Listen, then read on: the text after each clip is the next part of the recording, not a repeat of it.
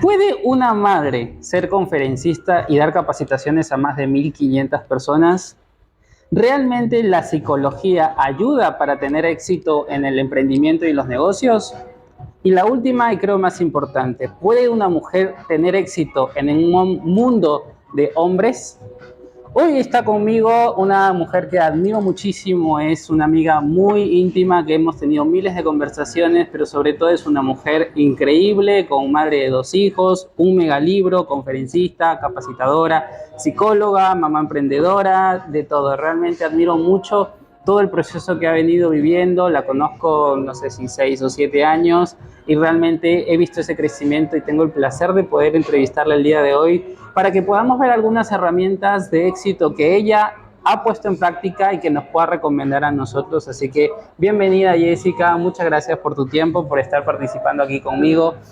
Hola Anthony, ¿cómo estás? Bueno, me encanta. En primer lugar, gracias por las palabras y por otro lado, hace mucho que no nos vemos. Me encanta siempre juntarme con vos, así que un placer para mí. Bueno, la idea, Jessica, es poder contarte o comentarte algunas cosas que me gustaría le puedas dar ayuda a alguno de los emprendedores. Es muy relajado, una charla de café, así que relajada, tranquila, pero sí con algunas preguntas que creo que son importantes. Y creo que lo que hay que empezar es por la historia de Jessica, ¿no? ¿Por qué decide Jessica Balanci hace 15, 20 años, no recuerdo bien cuántos años tienes como psicóloga, pero por qué decidiste la carrera de psicología? Bueno, te cuento lo siguiente, Anto. Antes de ser psicóloga, estudié medicina. Y la verdad, sí, y me iba bastante mal.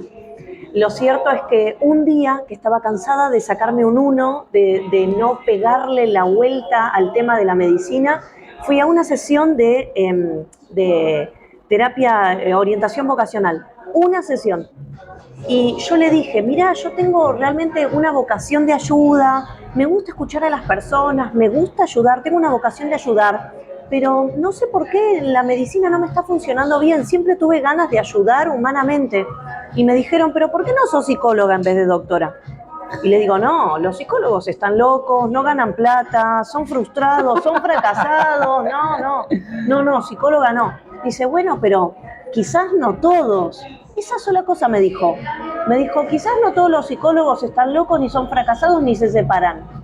Y dije, capaz es lo mío, no lo había pensado que podía ayudar a las personas, es verdad, desde un lugar de la escucha humano y no desde el cuerpo.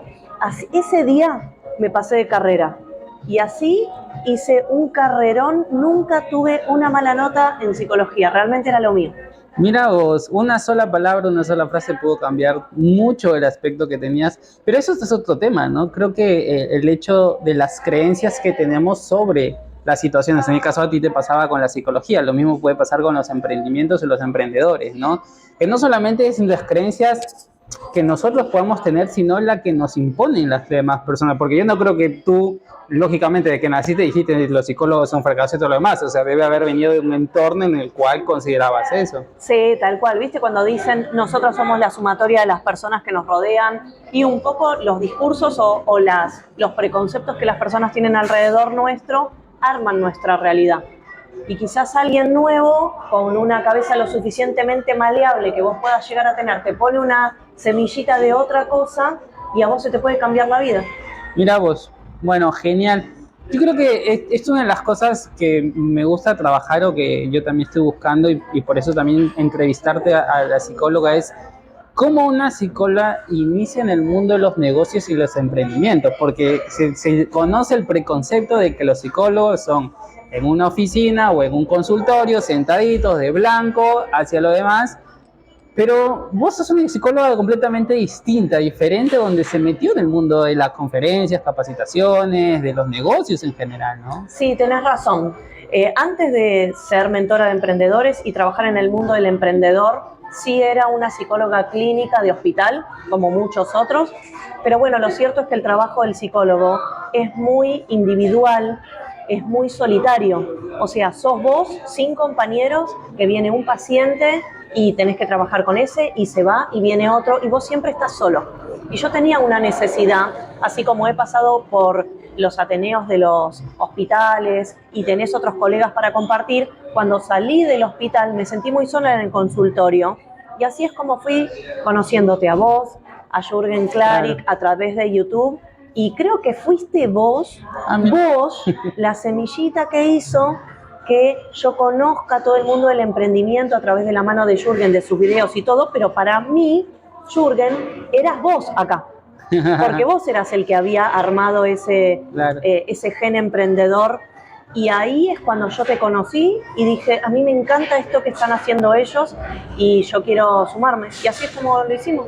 Bueno, yo creo que es muy importante, o era en ese proceso, y creo que lo que siempre he buscado, y por eso también esta secuencia de entrevistas que estoy haciendo, es el hecho de poder darle aún más herramientas a las personas. Me alegra mucho que haya sido la amiguita que te ayudó. Recuerdo mucho algunas historias con vos que tenías de no querías dar capacitaciones, siempre te decía, con Marcelo y vos eran los primeros, porque Nati y yo ya veníamos hablando de capacitaciones, y vos estabas como, no, pero ¿de qué voy a hablar? ¿De qué voy a dar clase? Y me acuerdo, dije, bueno, pero habla de oratoria o de hablar en público, y ahí empezaste con todas las herramientas que me sorprendieron, porque vos después, no sé si fue al mes o al mes y medio, donde la sala se te llenó, los chicos reventaban desde la primera capacitación que diste, como me acuerdo los juegos de las manualidades que hacías de palitos, que los chicos tenían que hacer, que me llamó mucho la atención, y eso fue algo que generó también impacto, ¿no? Sí, tal cual. Bueno, sí, recordando esas épocas, tenés razón, yo no sabía cómo hacer esa bisagra entre el mundo del emprendimiento, la psicología, lo que había estudiado de oratoria, y creo que uno a veces necesita armar como una especie de trayectoria improvisada de lo que le sale bien, de lo que hace, y es en ese camino de equivocarte. Yo hacía souvenir, sí, me acuerdo. Llevaba cositas, hacía para trabajar las charlas del miedo, porque yo quería meter cosas de psicología. Hice una vez una caja que tenía una araña cierto, lo de la araña. O sea, realmente yo le buscaba como mucha creatividad a lo mío para encontrarle la vuelta, y creo que después de un par de años, un montón, le fui encontrando, porque hoy es mi trabajo principal. Mira, cómo cambiamos del tema de la psicología al hablar en público, la oratoria, las capacitaciones y las conferencias. Y una pregunta que hace poco me hicieron que me gustaría hacértela. ¿Hay algún error en tu vida que hayas cometido que lo volverías a cometer porque te llevó a este punto donde estás? Siempre hablamos de las fortalezas o de decisiones importantes que hemos tomado, pero ¿hay algún error que hayas cometido que dijiste, gracias a este error creo que lo volvería a hacer? Bueno, mira, la verdad es que sería una pregunta difícil si me dirías cuál es el acierto, porque no sé cuál fue el acierto. Ok. Pero el error, había tantos. Yo era como una máquina de errores.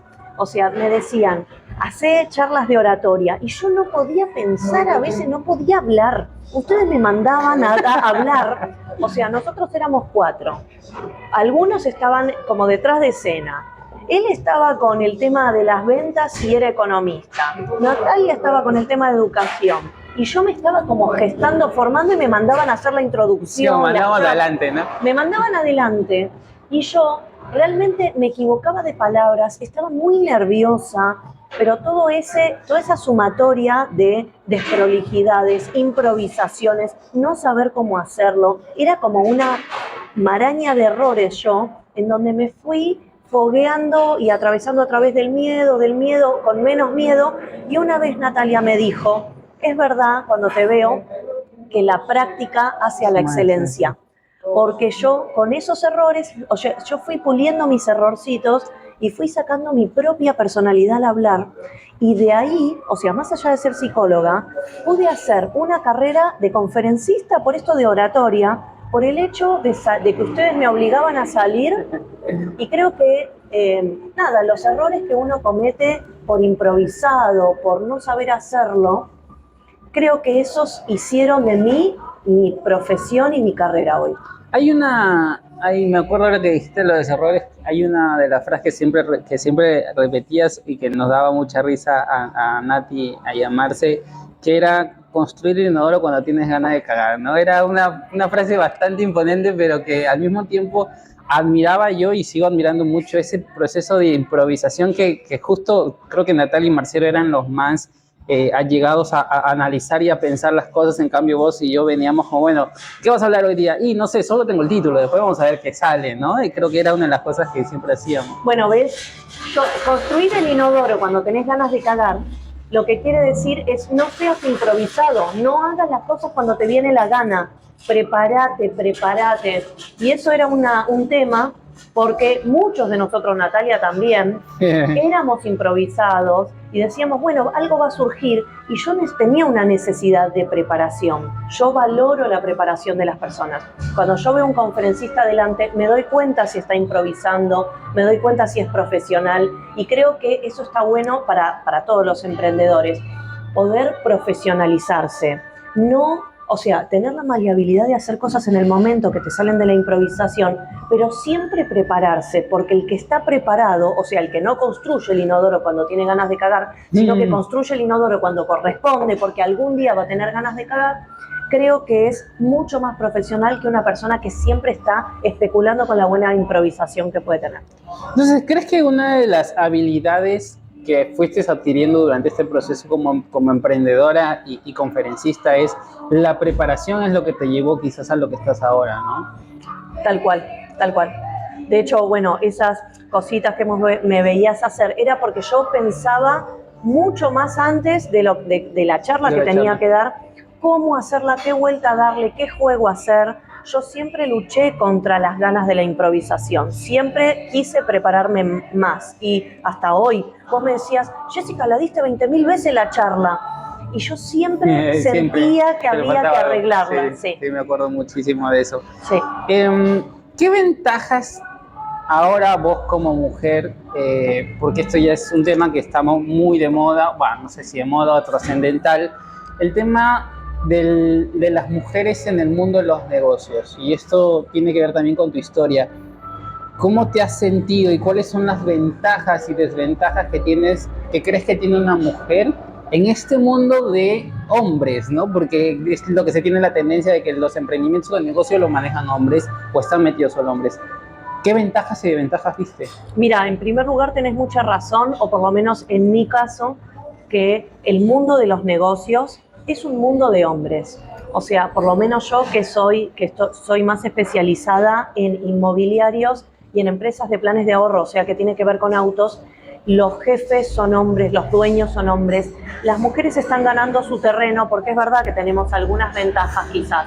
Las mujeres tenemos una sensibilidad, una empatía, una cintura para manejar situaciones o una inteligencia emocional, que no es que los hombres no la tengan, pero uno ya por el hecho, digamos, de relacionarse permanentemente o con los hijos o con otras personas, tenemos una predisposición a eso, y eso, digamos, es una vía facilitada para el mundo de los negocios. Pero por otro lado, la fuerza, el foco y la determinación que tiene un hombre es ese lugar que hace que los hombres sigan en el podio del mundo de los negocios.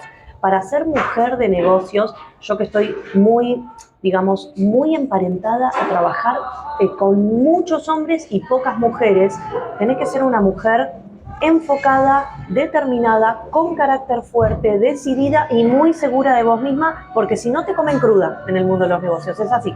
Mira vos, realmente creo que este empoderamiento que se ha hablado de las mujeres y sobre todo un caso como el tuyo, ¿no? Que ha ido creciendo, que ha ido desarrollando, que ahora eres, por decirlo, una influencia bastante importante en otras mujeres que he podido hablar, que he conversado, que Jessica siempre, que tenemos un mundo de emprendedores de vida que nos quedó y que todavía charlamos, y que cuando hablamos siempre tocamos el tema de Jessica y la está rompiendo, ¿no? Por todas las cosas que ha ido creciendo. Ahora, acá hay una pregunta que quiero hacerte porque considero que muchas personas buscan esto, pero quizás no saben qué es.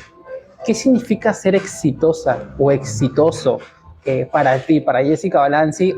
Primero para ti, después si quieres desde la psicología, o si quieres una mezcla de las dos. ¿Qué significa ser exitosa? Qué cosa, ¿no? Porque nosotros siempre en el mundo del emprendedor se habla de éxito, de qué es el éxito, esto y lo otro. Es verdad que hay un imaginario de éxito. O sea, vos ponés una imagen y otra y a priori le preguntás a una persona qué es ser exitoso entre esto y esto, y te muestra alguna imagen conservada con cierta calidad de vida, con cierto nivel socioeconómico, con cierta imagen estética. Pero lo cierto es que el éxito es una construcción bastante subjetiva, o así debería ser. O sea, es cierto que el imaginario, la sociedad y tus padres o la gente de tu alrededor te dan alguna idea de lo que es el éxito, que era lo que yo recién te dije. Pero para mí, como vos me hiciste la pregunta personalmente, el éxito es un equilibrio entre esa sensación de felicidad que te da aquella cosecha de lo que vos querías realizarte, o sea, es esa sensación de autorrealización, de poder llegar a lograr económicamente, socialmente, emocionalmente, desde el amor también, esa conjunción. Esa sensación de sentirte logrado, lleno, no tiene que ver exactamente con el tema de la cosecha de guita, porque te puedes sentir recontra vacío, y tampoco tiene que ver con autorrealizarte solamente como ama de casa, porque eso también te puede hacer sentir que te falta una parte. Yo creo que es un equilibrio en esas cosas que realmente vos querías conquistar y sentís que lo conquistaste. O sea, el lograr los objetivos personales de cada uno con el tiempo y el momento que uno considere, ¿no? ¿Por qué te hago esta pregunta? Porque hay muchas personas que se desviven por ese éxito y llegan a un punto que a mí me pasó literalmente en el año 2021, de sentir que tenía recursos económicos, pero algo estaba faltando, ¿no? Y eso que vos decís del equilibrio, que creo que también la gente va con esta idea de quiero alcanzar la meta, la zanahoria, por decirlo de una manera, que visualmente se me viene en la cabeza de tenerlo adelante y corretear solamente por eso, pero muchas veces nos olvidamos de este proceso. ¿Qué tan importante ha sido para ti en este proceso experimentar lo que viviste en el día a día para llegar a donde estás ahora, ¿no? Tenés razón en esto, es que el día a día a veces borra, o sea, uno necesita achicar como si fuera un video, ¿viste? Cuando lo acotás, poder comprender si uno al final llega a ser exitoso o no, porque en el día a día uno no está pensando en el éxito todo el tiempo, uno está haciendo su vida. Por eso es tan importante plantearte qué sería el éxito para vos, qué sería la autorrealización para vos, porque la autorrealización, generar esa autorrealización te llevaría a ese éxito, y plantearte algún plan de vida, porque después cuando sos un flaco grande y llegás a la mitad de tu vida o un poco más y decir la verdad, no fui exitoso, quizás porque nunca te planteaste realmente qué era lo que querías. O sea, uno tiene que analizarse. Gran parte del trabajo mío es un trabajo introspectivo de análisis, de saber qué es lo que quiero, a dónde quiero llegar, cómo lo puedo hacer. Y a veces uno necesita transformarse también. Ahora, entonces, vos por lo que nos decís, el gran, no sé si secreto, pero una de las grandes herramientas para poder ser exitoso es aprender a ser auténtico, o sea, el aprender a ser uno mismo, porque, a ver, esto en muchas, hasta creo que a mí me ha pasado, no sé si a vos en algún momento de tu vida te pasó esto de tengo que conseguir la casa, tengo que conseguir la familia, tengo que conseguir esto económicamente, tengo que conseguir ese celular, tengo que conseguir ese carro, pero después internamente es como, bueno, ya tienes el carro, ¿y ahora qué haces? O sea, ya tienes ese dinero, ¿ahora qué haces? Ya tengo la casa, ¿y ahora qué pasa? Y quizás construimos ese éxito económico, financiero, a través de lo que nos dijeron que teníamos que conseguir, ¿no? Y eso es algo que después uno dice, ok, te lo dijeron de buena manera, de buena onda, tu familia, tu mamá, tu abuela, quien haya sido, pero te perdiste en esa esencia tuya, ¿no? Que a veces no encontrábamos. Bueno, mira, en primer lugar, esto de ser auténtico me encantó, porque si no sos auténtico, sos una cáscara. O sea, si no sos auténtico, sos la construcción de lo que te dicen que hay que ser y tener, que es lo que vos estás diciendo, la casa, esto, lo otro. Mucho de la psicología tiene que ver con eso. El ser humano, como ser vivo, es un ser fallado por naturaleza. O sea, el ser humano tiene un motor adentro que es ese deseo de tener cosas, de ser cosas y de hacer. Pero no sabe bien qué es. O sea, el perro no se anda preguntando por su vida, por cosas, no anda reflexionando. El ser humano permanentemente, al no tener claro, porque no tiene instinto, va andando por la vida fijándose para qué lado tendría que ir, en el mejor de los casos. En el peor de los casos, sos una cáscara en donde no sos genuino, no sabés quién sos, realmente qué te interesa, y tu vida va a ser eso de conseguir el celular, conseguir la casa, llegar a determinado nivel socioeconómico, y si llegás a llegar y eso no era lo que realmente es tu esencia, entonces te vas a seguir sintiendo frustrado. Ahí tampoco es éxito. Quizás es el éxito para el afuera, Claro. porque son los objetos del afuera. Porque y ahí justamente el hecho de confundir ese éxito de afuera con el éxito interno, hay algo que paraliza mucho, porque nosotros miramos el éxito que hacen otros competidores, por ejemplo, de nosotros o de otros emprendedores, alguien que produce un libro o alguien que hace lentes o alguien que vende cintos o lo que sea, que ves a tus competidores emprendedores que van teniendo éxito y en algún momento, y se escucha mucho en el mundo del emprendedor, el síntoma del impostor.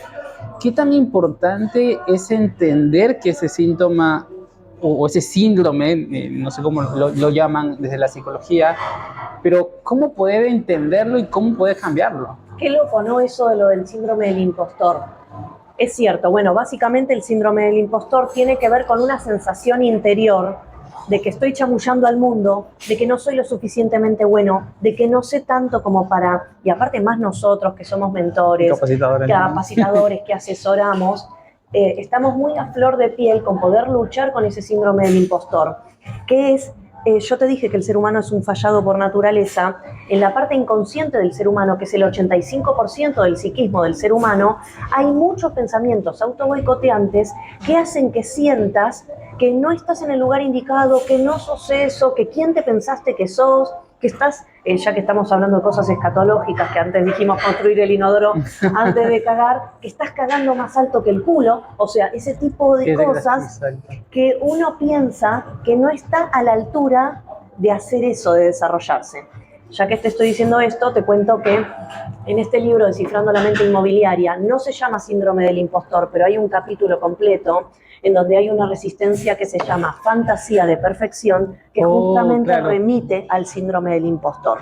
¿Por qué nos pasa eso? Porque nosotros los seres humanos tenemos inseguridades de estructura, no somos naturalmente seguros. La seguridad la tenemos que buscar. Ese síndrome del impostor, si nosotros somos, por ejemplo, capacitadores, nos va a venir. Nosotros tenemos que saber que eso va a venir y que lo tenemos que refutar, que es una parte de las inhibiciones que tenemos en nuestra cabeza para no llegar a los objetivos. Así que cuando se nos viene a la cabeza, lejos de darle bola, tenemos que atravesarlo. O sea, es una manera de autoboicot que automáticamente tenemos. Tal cual. Tanto como el que tienes en el libro, como el síndrome del impostor, o cualquier tipo de situaciones que no te dejan, ¿no? Porque quizás se hace más conocido por diferentes conferencistas que se ven en TEDx y todo lo demás, y se habla muchísimo en redes sociales sobre el tema. Pero, ¿cómo atacarlos? O sea, ¿cómo enfrentar eso? O sea, al margen de que tienen que comprar el libro para que se enteren un poquito más a profundidad, pero ¿qué adelanto nos puedes dar sobre este tema con respecto a cómo enfrentar esto? Bueno, mira, si te tuviera que decir de alguna manera, se parece a un método de meditación que se llama mindfulness. Okay. El mindfulness es tratar de despojarse de pensamientos, y los pensamientos vienen y te capturan la cabeza, y uno, lejos de rechazarlos, los aloja y los deja pasar. Lo mismo pasa cuando la cabeza empieza con los mecanismos autoboicoteantes que te empiezan a llenar y a contaminar tus pensamientos. Esto de no voy a poder hacerlo, ¿quién me creo para para sugerir esto, para dar esta ayuda? ¿Quién me creo para cobrar esto en función de mi capacitación?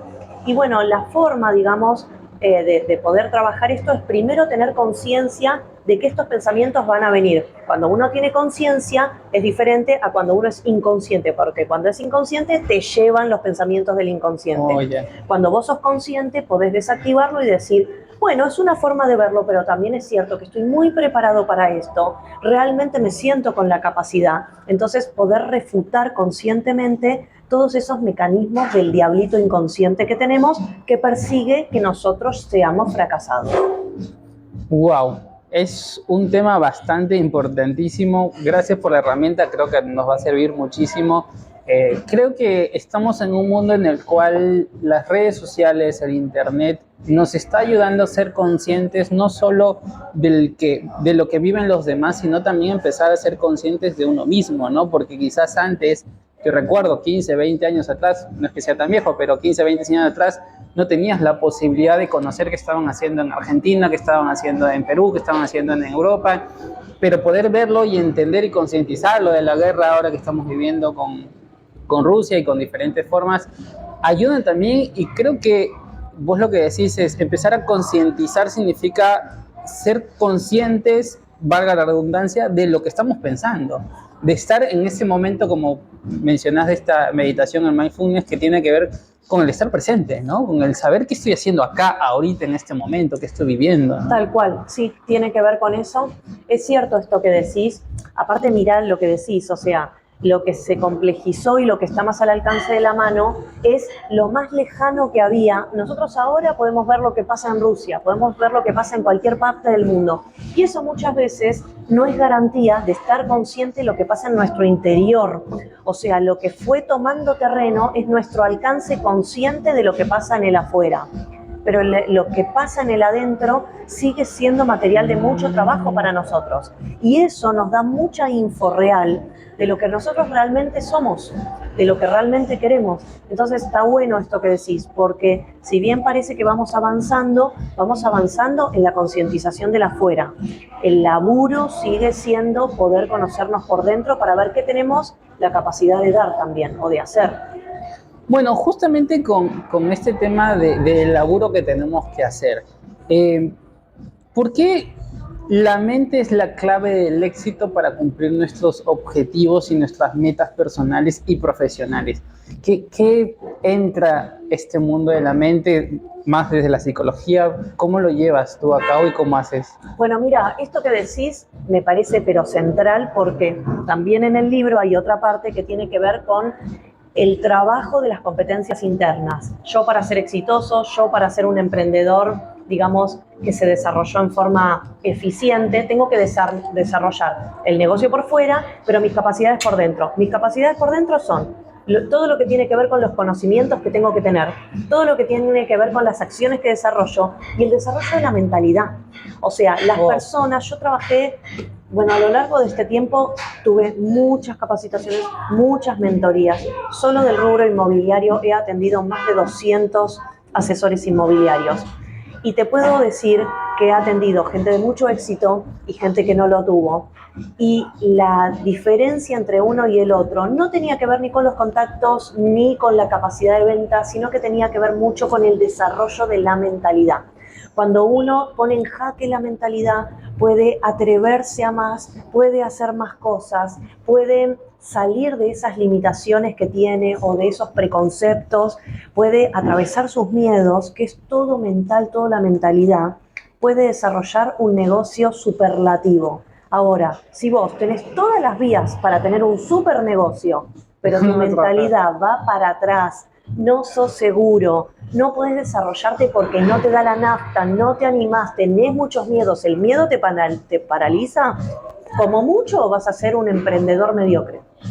La mente es mucho, no te voy a decir todo, porque no me gusta decir todo, nada, siempre, nunca, pero lo cierto es que la mentalidad, y aparte la mentalidad se puede recontra transformar, no hay ningún chamullo por el cual vos no puedas ser exitoso, pero tenés que laburar mucho qué tenés adentro de la cabeza. Si tuviéramos que decidir, o vos tendrías que darnos como 3 habilidades que debe adquirir un emprendedor, ya sea porque está iniciando o porque ya está dentro en el mundo para generar el éxito llamado, justo lo que veníamos hablando, pero el crecimiento del negocio. ¿Cuáles serían esas 3 habilidades? Loco. Tenés que elegir 3, no hubiese que varias, pero bueno, vamos a ponerla en jaque mate de Jessica, claro. Y solamente 3.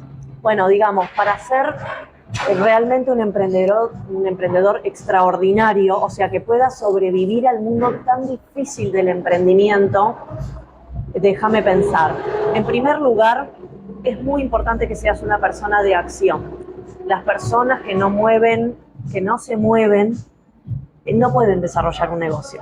Pueden ser, no sé, pueden ser grandes artistas, no sé, escritores. La gente que no se mueve es una persona que no tiene posibilidades. 1. 2. La seguridad interior es muy importante. Una persona segura de sí misma, una persona con convicción de que logra las cosas, es una persona que puede dominar su mente y ese desarrollo mental es muy importante. Y la número 3 es la habilidad social.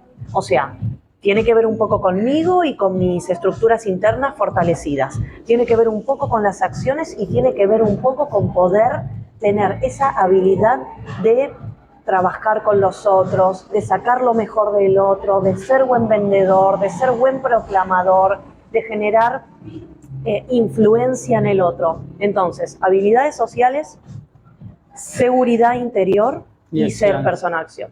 Wow. Ahora, cuando hablamos de las relaciones sociales, hay un punto importantísimo que a todos los emprendedores nos ha afectado en algún momento, es cómo nos comunicamos con los demás.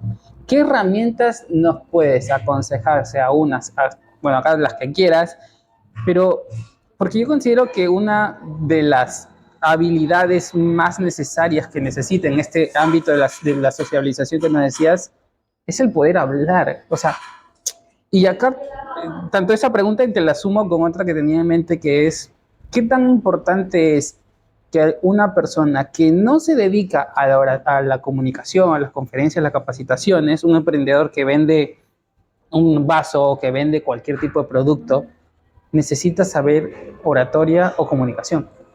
Bueno, mira, justamente te iba a decir eso. Antes, cuando me decías la importancia de hablar, obvio que la importancia de hablar es central, porque en líneas generales las personas venden, se comunican o comercializan con otras personas. Detrás de tus productos hay otras personas que lo compran. Detrás de las empresas hay CEOs que toman decisiones. Entonces sí es muy importante la comunicación verbal para poder decodificar, hablar y hablar en ese idioma del otro para que tu producto entre. Pero aunque comercialices productos, aunque lo tuyo sea únicamente, por ejemplo, los medios digitales y no tengas vos ni que hablar ni que exponerte como ser humano, que es muy importante en esta época, pero ponele que no, sí es importante conocer las formas asertivas de comunicación. O sea, poder saber cómo comunicar que este producto es para vos, ir para ser asertivo en la forma de la publicidad. O sea, la oratoria es muy importante si tu público es humano, si a los que tenés que venderle es a otros humanos para que te consuman tus productos masivamente o no. Pero si no tiene que ver con lo humano y lo haces desde otro lugar, sí tenés que tener habilidades comunicacionales para que puedas llegar asertivamente el producto a ese cliente. Y si no lo sabes, contratar a quien lo sepa, porque capaz no lo sabemos hacer, no conocemos los códigos, no sabemos hacer pautas pagas. Bueno, pagale a alguien. Y otra cosa, hay que aprender a invertir plata. El emprendedor necesita saber cómo gestionarse su propia energía, saber cómo gestionar su propio tiempo y saber meterle plata, inyectarle plata al negocio. Entonces, ¿necesitamos generar habilidades de comunicación? Sí. ¿No las tenemos? Pagale a alguien. La plata es un comodín para todo. Ahora, si no querés meter guita porque solo pretendés de que te entre, no vas a generar negocio. Justo eso es una de las cosas, ya que lo tocaste, es que yo también estoy enfocado y quiero empezar y ya que contigo lo vamos a hacer, es ¿cuál es la diferencia entre la mentalidad del emprendedor contra la mentalidad del empresario? Que justo acabas de tocar un tema importantísimo y cómo poder cambiarla, ¿no? Porque estamos viviendo en una sociedad donde, al menos en el mundo del marketing digital y en el mundo de las ventas, es, bueno, da cosas gratis y eso está perfecto. Desde el lado porque es una estrategia de venta y de marketing, y ojalá que todo el mundo lo entienda, que hay una teoría de lo gratis. Casualmente Marcelo Mujica en algún momento me dio un libro que es completísimo de la teoría de lo gratis, de por qué hacemos una estrategia de marketing y de venta gratis, que eso está perfecto y eso podemos usar, pero lamentablemente eso traspasa al consumidor y todo lo quiere gratis y nunca quiere invertir, ¿no? Entonces, aparte, si quieres tocar este tema en específico, ¿y qué otras cosas hace la diferencia entre un emprendedor y un empresario? Bueno, mira, te cuento lo siguiente. Yo hago una diferencia y hablo de la mentalidad de emprendedor o empresario como un solo bloque y la mentalidad del empleado. Porque el problema de la guita, el problema de la administración de nuestros capitales es cuando uno piensa como empleado. ¿Por qué digo esto? Porque después de este libro, voy a escribir el año que viene otro libro y está emparentado con esto que me estás preguntando, que se va a llamar La Célula Capital o los capitales de inversión, junto con plan de negocios, y es que justamente la mentalidad que nos fueron forjando desde que nacemos hasta que salimos de la facultad está más emparentada, está más relacionada con la mentalidad del empleado, en donde mete tiempo, mete energía y le dan dinero. Uno no está pensando en función de inyectar dinero, uno está pensando siempre en función de meter plata y trabajo y tiempo, y eso nos va a dar dinero. No es así la ecuación. La ecuación del empresario o el emprendedor tiene que ser inyectarle también guita, y la guita vuelve, pero no es solamente metiéndole onda, que es energía, y tiempo, nada más. Hay que meterle plata. Y eso es justo el problema que nosotros tenemos, porque nosotros nacemos pensando que la guita nos tiene que venir y no la tenemos que meter. Ese es el error. Y la gente que sabe meter guita cosecha guita. La gente que no hace esto siempre tiene un negocito medio mediocre chiquitito. Hay un problema con el tema de dinero en la mentalidad de los emprendedores y de la vida que tiene que ver con nuestro pasado, o esto tiene que ver... Vos ahorita justo nos decías que nos inculcaron durante nuestro proceso de crecimiento, de que nacemos hasta el momento en el que salimos de la universidad, que casualmente ahora que soy padre también estoy trabajando mucho en este tema de poder darle una herencia a mi hija que no sea netamente económico ni una casa, sino diferentes tipos de cosas. Pero ¿de dónde viene este pensamiento de no voy a invertir porque tengo que poner mi tiempo? Entonces, en vez de contratar a un community manager, no, yo me siento a hacerlo. En vez de contratar a una persona que te haga tal cosa, no, mejor lo hago yo, ¿no?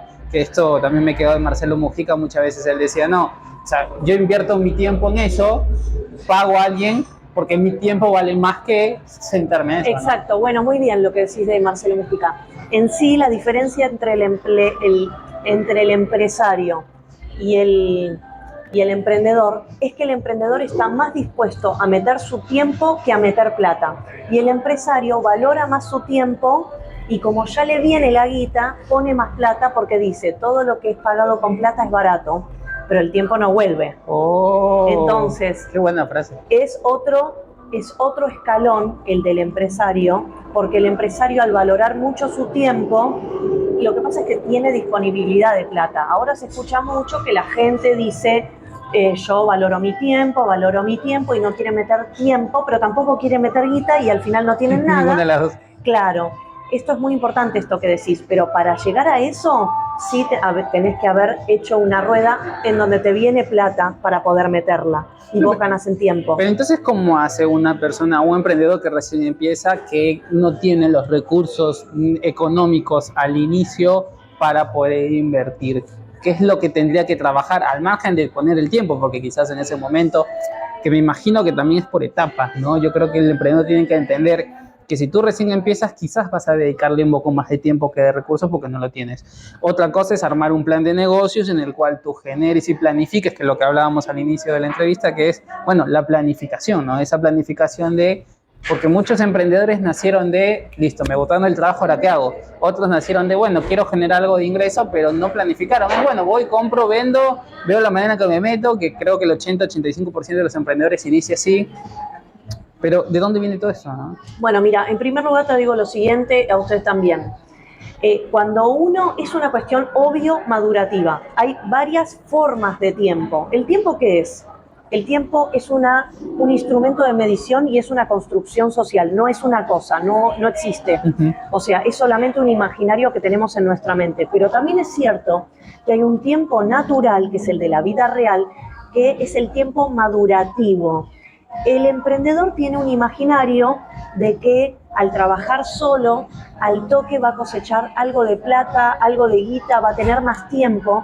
El emprendedor tiene que entender que va a trabajar mucho más, va a tener que invertirle mucho más tiempo que no es que va a tener más tiempo, va a tener más tiempo después de muchos años, porque la rueda del negocio del emprendedor tiene una maduración más o menos de entre 2 y 3 años. Vos armás un negocio y hasta que ves la guita que ya te entró, que ya podés ir reponiendo la inversión y salir de la inversión y generando nueva cosecha de guita, son entre 2 y 3 años. Entonces tenés que entender que le tenés que poner mucha energía, mucho más tiempo y le tenés que meter guita. Y vos me preguntás, ay, pero no tiene guita porque recién empieza. Bueno, tenés que tener conciencia de más o menos, para tener un negocio más o menos cristiano, cuánta guita disponés de eso, cuánta necesita el negocio y cuánta podés pedir. Y tener que entender que después de algunos años la podés devolver, porque eso tiene un juego de madurativo. Hay que saber eso, porque después uno dice, ay, esto no está dando. No, no es que no está dando, no le estás dando el tiempo madurativo al negocio para que empiece a dar. Nada, eso te quería decir.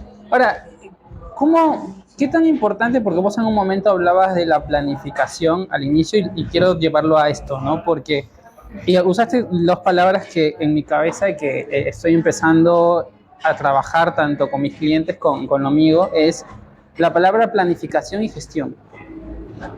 O sea, tanto el planificar, el hecho de que si no tienes ingresos, tenés entre 2 a 3 años, porque eso también es un proceso de planificación. Tal cual. Pero qué tan importante también es la gestión y qué significa para ti gestionar, ya sea recursos económicos, recursos de tiempo o lo que sea. Bueno, mira, esto es muy importante, esto que decís. Me hace acordar también al cuadrante de la inteligencia emocional, que es un paralelismo. Una cosa es el autoconocimiento, otra es la autogestión. Y esto que vos decís es, una cosa es la planificación, que es ese análisis que uno va a hacer de cuánto tiempo le va a dar a armar el proyecto, cuánto necesita, es como introspectivo. Okay. Y después es salir a hacerlo, que es la gestión. La gestión es poder tener esa disciplina de hacer lo que se supone que tenés que hacer, de gastar lo que se supone que tenés que gastar y de generar las acciones que tenés que generar. Porque vos podés hacer un plan de acción recontracopado, pero después tenés una muy mala gestión, o sos vago, o no haces las cosas, o la guita te la gastás en otra cosa, o no obedeces al plan, entonces tu gestión cambia y uno después dice, ay, qué mal que me fue en el negocio. Y quizás lo que fue malo fue la gestión, no la planificación. Tenés razón. Wow. Aparte de este tipo de errores, ¿cuál crees que es el primer error más importante que comete el emprendedor para que no llegue a ser empresario? Porque ahí es donde yo me quiero meter un poquito en este tema de este crecimiento, porque todos, yo siempre, ahora últimamente digo, todos podemos emprender, pero no todos puedes mantener un negocio. Y para mantener un negocio tienes que cambiar la mentalidad, y creo que muchas veces hay expositores que han hablado sobre este tema y dicen, hay que tener espíritu emprendedor pero mentalidad de empresario. ¿Cuál es el error más grave que puede cometer o que comete el emprendedor desde tu postura, desde lo que has estudiado y analizado hasta ahora, que no los permiten llegar a ese siguiente nivel de empresario? Mira, yo no te puedo decir cuál es el error, pero te puedo decir cuál es un gran problema, una gran afección que tienen las personas ahora y por ende también los emprendedores, y es el gran problema de ansiedad que las personas tienen. ¿Qué es la ansiedad? La ansiedad es una enfermedad de anticipación en el tiempo en donde tu energía se contamina a estrés. Entonces, en vez de tener conciencia de que el tiempo madurativo que tienen las cosas va a ser gradual, paulatino y lo tenés que bancar con mucha paciencia, las personas hoy no tienen paciencia y, no le dan el curso a cometer los errores, no le dan el curso de aprender, no le dan curso de tener paciencia a que lleguen esas oportunidades que van viniendo en forma paulatina y se pinchan antes de tiempo, entonces no llegan a eso. Muchos de los problemas que los emprendedores tienen, que el 80% de los emprendimientos caen y solo un 20% prospera del 100% de los emprendimientos que salen, es mental del emprendedor por no poder soportar ese tiempo de espera, de laburo disciplinado, de tolerar esa frustración, de atravesarla, de aprender y ser un emprendedor de éxito. Para mí mucho tiene que ver con esa contaminación de la anticipación del tiempo y del estrés que te genera no tener esos resultados tan rapidito. Vos pensás lo siguiente, ya corto. No, tranquila. Pero En Instagram te dice, aprendí a hacer una torta con 2 ingredientes. En Instagram te dice, bajá 200 kilos en una semana. Todo el tiempo te dicen con poquito, tenés que esperar poco. Los videos son de 8 segundos, ya no son ni de 15 segundos. Todo es rápido, no tenemos tiempo, no tenemos paciencia. Si no tenés paciencia, no te sirve nada. No podés quedar embarazada y a la semana tener el hijo. La naturaleza te dice, quedás embarazada, lo tenés a los 9 meses, no podés elegir. El mundo es la vida real, no es lo que vos te pensás que es. Entonces, acomodate al tiempo madurativo que necesita tu negocio y bancátela. Claro, esto es una de los grandes, y justo te lo quería tocar, que es cómo manejar emocionalmente y qué herramientas podemos tener para trabajar este tema de que entramos a redes sociales, todo lo que me sale a mí y muchas veces a mi pareja y a otros emprendedores es cómo hacer un buen video, cómo hacer una buena fotografía, cómo hacer un Reels, cómo generar 10.000 seguidores, cómo crecer en Instagram. Pero son muy pocas las personas que te dicen cómo tener paciencia para llegar a tu éxito. O sea, no hay ese proceso. Entonces, ¿cómo nosotros en el día a día, que casualmente no se nos enseña a gestionar las emociones ni en la universidad ni en el colegio, y si no te vas a instituciones o a entrenarte con nosotros que sabemos el tema, qué herramientas, cómo yo, cómo la persona que nos está escuchando, nos está viendo, cómo puede ver eso y decir, pará, tengo que calmarme porque si no voy a tener este problema de ansiedad y no voy a lograr el resultado? Bueno, vos me lo estás preguntando a mí, yo te lo contesto. Para mí, ese laburito, que también está acá eso, ese laburito de poder acompañar el proceso, no destrozarte en ese proceso, poder tener ese éxito, poder desarrollar hábito y disciplina, porque gran parte del éxito lo construye tu hábito y disciplina más que todo el talento que tengas, es poder tener o un coach o un mentor, más un mentor. ¿Cuál es la diferencia? El mentor es que ya hizo y tiene un recorrido, no es solamente hacer ese clic en preguntas, sino que esa persona también desde su punto de vista, desde su conocimiento te puede aconsejar y que vos puedas tener esa regularidad quincenal, semanal o mensual en donde haya alguien que te vaya domesticando la cabeza, que vayas teniendo que volcarle tus resultados para no declinar en esos intentos. Poder hacerlo con otra persona que te acompañe en el proceso. Se necesitan a veces personas que te acompañen en el proceso. Y ahí es donde viene el hecho de poder invertir en eso, o sea, ya que tanto estamos hablando también de la inversión, es invertir en personas que alguien ya sepa, que haya vivido ese recorrido, que muy bien lo dices con respecto a la diferencia entre el mentor y el coach, ¿no? El mentor es esa persona que tiene esa experiencia adicional. Ahora, ¿cómo elegir a un buen mentor? Porque ese es otro tema. O sea, yo digo, bueno, listo, voy a invertir en un mentor. ¿Cómo elijo mentor? ¿De dónde lo saco? Obvio, me imagino que tiene salida de redes sociales o de algún contacto, pero ¿cómo hay tanta variedad? ¿Cómo lo elijo? Sí, es verdad. Esto, bueno, también me lo preguntas a mí, te lo voy a contestar como a mí me parece. Sí, exacto, así es. Esto es como cuando uno tiene que elegir a un psicólogo. Hay tantos. ¿Cómo hago para darme cuenta que este es el que me puede hacer conexión conmigo? Realmente le puedo contar las cosas, puede hacer que yo crezca. Y lo mismo pasa con un mentor o con un coach o con un ente reflejante que te acompañe en ese proceso. En primer lugar, obviamente, a veces conoces personas que le funciona a alguien y por rueda de contactos y de conocidos puede ser. Pero si no, es cierto que uno, por una cuestión de intuición y afinidad, se contacta con alguno. En esas primeras sesiones son fundamentales para darte cuenta si esa persona, si te sentís reflejado con cómo te dice, si te das cuenta que está comprendiendo cuál es el punto, si te sentís cómodo con la persona, porque el mentor le pone persona, o sea, el psicólogo o el médico o el coach le ponen como ese mecanismo y técnica, pero aparte intelectual, claro, que es lo que debería yo darte, aplicarte, fuera mostrarte. De la persona, ahí está el límite en el que el coach no puede. Exacto, y el psicólogo lo mismo, pero el mentor es la persona, el que te dice, sí, a mí eso, mira, me acuerdo en tal fecha me pasó esto, me pasó lo otro, y vos decís, che, qué bueno lo que me contó. Te sentís, de ahí sacas eso. Exacto, si podés tener ese punto empático, ese punto de conexión humana con ese otro, ese te va a funcionar a pesar de que el otro labure o tenga conocimientos de otra cosa. Ahí te funciona, cuando enganchan persona a persona. Y si no, lo tenés que dejar y tenés que seguir insistiendo con otro. Bueno, es un proceso también de prueba y error, ¿no? Tal cual. Definitivamente también es prueba y error y empezar a entrenarse. Ya para ir cortando, quiero hacerte o que nos dejes, porque esto es un ciclo de entrevistas que el nombre está en verse y estoy grabando casualmente esto sin tener el nombre porque tenía muchas dudas entre si podría ser el silencio del emprendedor, no sé, ahí tengo varios nombres que después lo vamos a poner. Está bueno. Pero sí, me gustaría que vos le dejes una pregunta al siguiente, sin saber quién es. Sin saber al entrevistado, la siguiente persona con la que voy a tener una conversación, y la idea es tomar esto así como una taza de café, charlar, profundizar en algunos temas, obviamente con una estructura, pero ¿qué pregunta le quisieras dejar a la siguiente persona que va a pasar por este programa? A ver. Bueno, ¿sabes qué?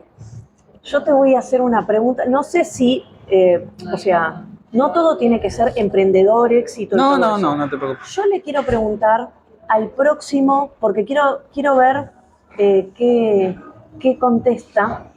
Quisiera que me cuente qué es el amor para esa persona. ¡Guau!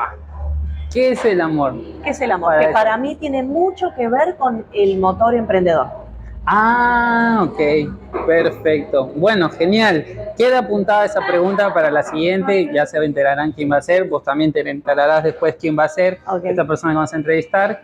Y bueno, para ya ir cerrando, pues nada, realmente fui leyendo este libro, me encantó, aparte de la dedicatoria que me habías dejado en un momento, es impresionante. Creo que ya, esta es la primera versión, creo que ya... La segunda.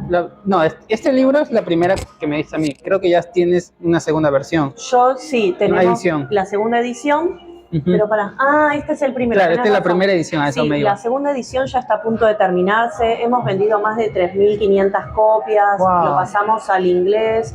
También está en Amazon. Hemos vendido muchos por Latinoamérica también. Y bueno, sigue rodando. Descifrando la mente inmobiliaria. Fue un libro que nos dio mucho éxito, muchas cosas realmente buenas, conocimientos y puentes. Así que gracias. Me llamó mucho la atención lo del psicoemprendimiento, que no sé si es un término inventado o que ya estaba, pero me llamó mucho cómo está bien estructurado el libro, dividido justamente en herramientas y por eso también la entrevista que quería hacerte era esto, o esta charla, de poder verlo, ¿no? O sea, de analizarlo desde tu punto de vista y cómo está bien construido esta forma en la que te lleva el libro hacia lo que uno realmente necesita, ¿no? Claro, bueno, muchas gracias. En sí, el psicoemprendimiento, que es el mecanismo de abordar un emprendimiento, para mí es un gran ordenador. Es más, vos me haces preguntas y yo te las contesto rápido, porque yo las veo desde esos puntos de vista. A veces me haces preguntas acerca del inconsciente y tiene que ver una parte con las resistencias. A veces me preguntas un poco de lo que tiene que elaborar un emprendedor por dentro y yo me enfoco en la otra parte de la tríada, o lo que tiene que ver con el mundo y me enfoco en la otra. O sea, para mí es una gran herramienta para el emprendedor para poder enfocarse y no perder de vista esa multiplicidad de conceptos que a veces se hacen una maraña en la cabeza, y que con este método de abordaje, para mí, que es un método neutro, o sea, se llama Descifrando la mente inmobiliaria, pero el método del psicoemprendimiento es un método neutro para cualquier emprendedor. Pero en este caso lo llevaron un poco más al inmobiliario porque tu socio está en el mundo inmobiliario y se enfocaron también en ese tema. Pero la estructura del conocimiento está hecho para cualquiera. Para cualquiera, tal cual. Perfecto. Y ya para cerrar, ahora sí, porque lo que nos pasa con Jessica muchas veces siempre fue eso de ya vamos a terminar, ya nos íbamos a ir de villa, ya teníamos que salir, pero nunca salíamos, así que sí, eso es así. Sí. Tú tienes una frase que no la dije al inicio y que me gustaría que la digas tú. ¿Cuál es la frase que tiene Jessica que la puede compartir y que cada uno la pueda quizás utilizar como un mantra o como un hacks mental, ¿no? Bueno, yo en general termino mis conferencias o mis capacitaciones apelando a esta frase que me tatué, que creo que fue un disparador para mí. Todas las personas nos sentimos a veces inseguras, todos tenemos límites, tenemos un techo, y mi frase, que es una frase de Chaplin en realidad, el mundo pertenece a quien se atreve, es una frase que me gusta mucho porque justamente de lo que me di cuenta, no es que sea pesimista, pero este mundo o el éxito no es para cualquiera, es para aquel atrevido que se desafía a sí mismo, aquel que llega a un punto y que si es lo suficientemente perseverante, lo suficientemente ambicioso, a veces tiene que superar sus propios estándares. Y eso de salir de la zona de confort es justamente poder ser un atrevido de la vida. Lo que los otros no hacen, lo que nuestros miedos no nos dejan, es justamente romperlo. Para mí, el mundo pertenece a quien se atreve. Buenísimo. Bueno, te agradezco mucho y lo único que me queda decir es que esto le puse un título porque realmente considero que es así. Es que Jessica es una leona en un mundo leones. Es completamente así, tanto visual como realmente actitud. La conozco, he visto su crecimiento y realmente admiro muchísimo. Sé que nos has enseñado muchísimo. Quizás más adelante te vuelva a contactar porque creo que nos quedó mucho por charlar, mucho por tocar varios temas que salieron. Y para las personas que nos están escuchando o viendo, pues las que quieran, dejen su comentario para algún tema que quieran que le preguntemos a Jessica. Otra entrevista seguro podemos tener. Y nada, muchísimas gracias por estar, gracias Jessica por tu tiempo. Muchísimas y hasta gracias. una próxima oportunidad. Me encanta, Anto, me encantan las entrevistas, me encanta estar con vos. Bueno, gracias a todos por escuchar toda la entrevista. Bye bye, nos vemos hasta la próxima. Nos vemos.